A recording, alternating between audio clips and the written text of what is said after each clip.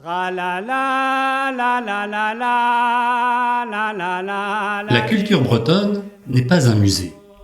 C'est une énergie qui vibre, qui se transpire, qui se danse. Ce que vous voyez en Fest-Noz n'est pas du folklore. C'est une mécanique de précision.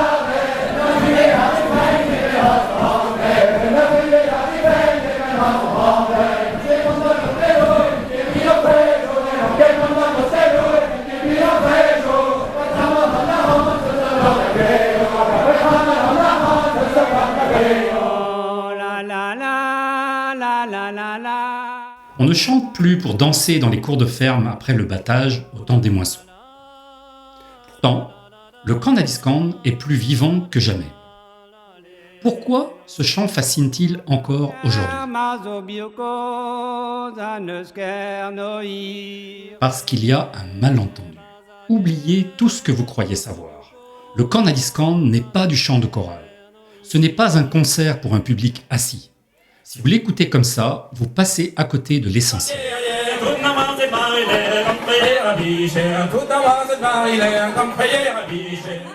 Le Kanadiskand, on peut aussi dire ce que c'est pas. Ce n'est pas chanter une petite chanson, connaître les paroles et l'air, ça ne suffit pas. Ce n'est pas non plus chanter comme on chante dans une chorale, car ce n'est pas du chant dans une gamme tempérée, on n'est pas en train de suivre une partition.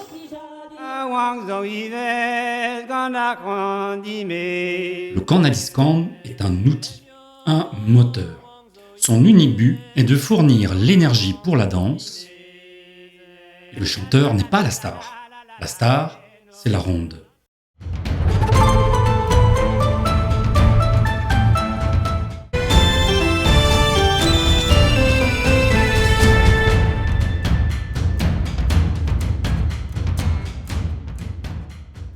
Le Kanadiskand est un dialogue.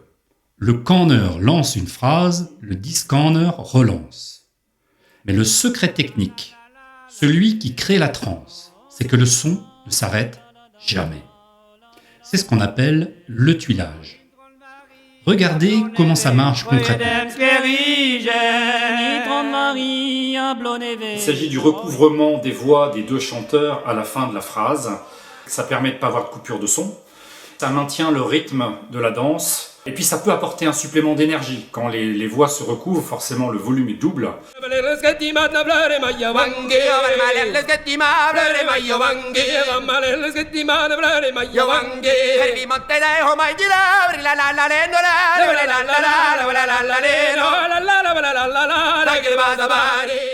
Vous voyez, c'est cette corde tendue qui empêche les danseurs de s'arrêter. Mais attention, il y a une règle d'or, un paradoxe. Écoutons ce que nous dit Valentine Colletter.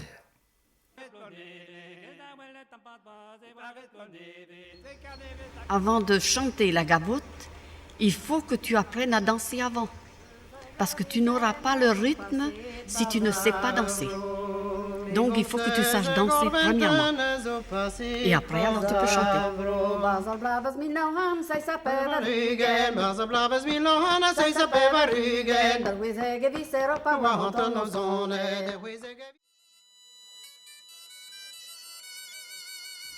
Et puis il y a cette couleur si particulière, le quart de ton. Une note de tension absente du piano qui vient exciter l'oreille comme le bourdon du biniou.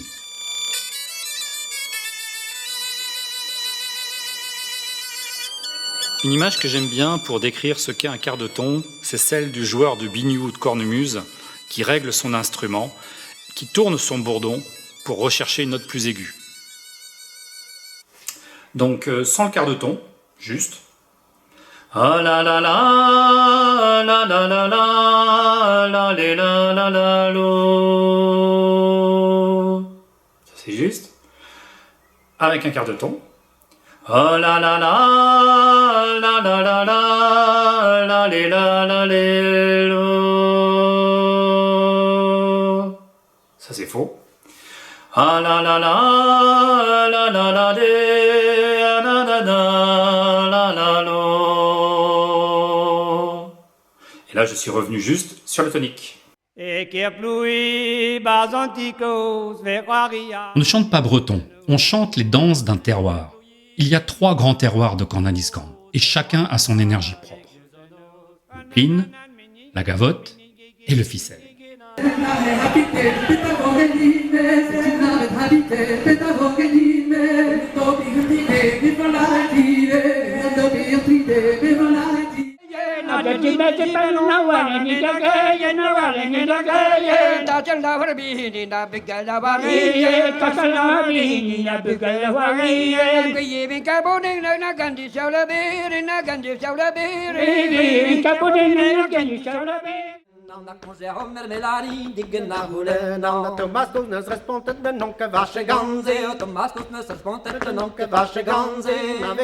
différence, c'est le groove. Le pline est binaire et carré. La gavotte swing entre mode binaire et ternaire. Elle est horizontale. Comprendre la nuance rythmique entre le binaire et le ternaire, c'est comprendre l'esprit de la danse. C'est ce qui donne des fourmis dans les jambes des danseurs et des danseuses. Le même air en version binaire d'abord, puis en ternaire. La la la la la la la la la la la la leno, la la la la la la la la la la la la leno. Là c'est du binaire. Maintenant je passe en ternaire. La la la la la la la la la la la leno, la la la la la la la la la la la leno, la la la la la la la la la la la la do, la la la la la la la la la do. Et le ficelle, un bijou. Une danse spectaculaire où le chanteur doit gérer des vagues d'énergie pour faire décoller les pieds des danseurs.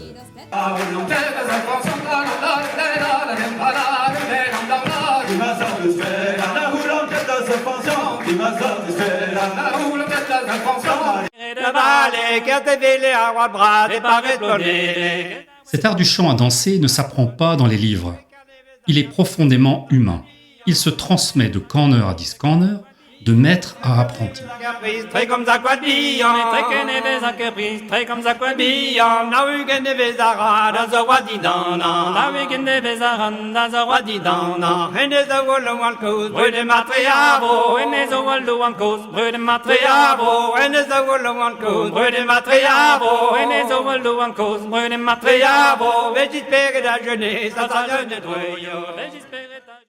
Moi, j'ai eu la chance de rencontrer Maurice Poulmard à Paris dans les années 90 et il m'a accueilli à Huelgoat lors d'un stage de breton et depuis nous avons chanté en Fest-Noz dans les Monts d'Arrée l'été. Alors on n'a pas voulu que tout ceci se perde et en fait on a sorti un CD, donc voilà, j'ai sorti le livret ici, CD lettré en Huelgoat à Garhaou. Dans ce CD il y a 2 suites gavottes et on a fourni l'intégrale des textes, donc si ça vous intéresse vous pouvez chanter notre répertoire à Maurice et moi. Et j'espère que vous serez inspirés.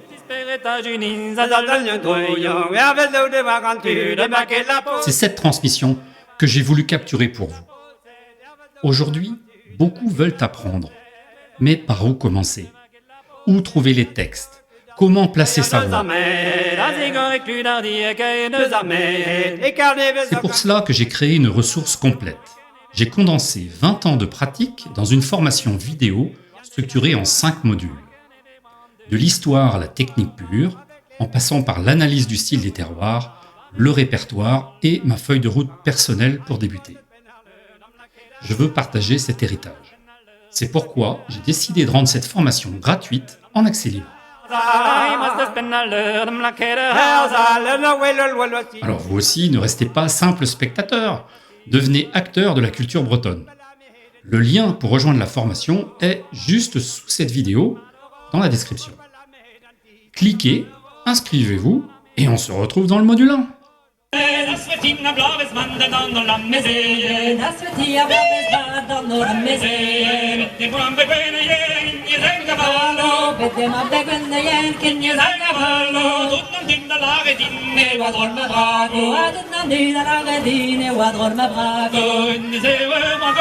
Cornin Ganin, Agalon. J'ai une question pour vous. Dites-le moi en commentaire. Pour vous, le plus grand défi, c'est le rythme ou la mémoire?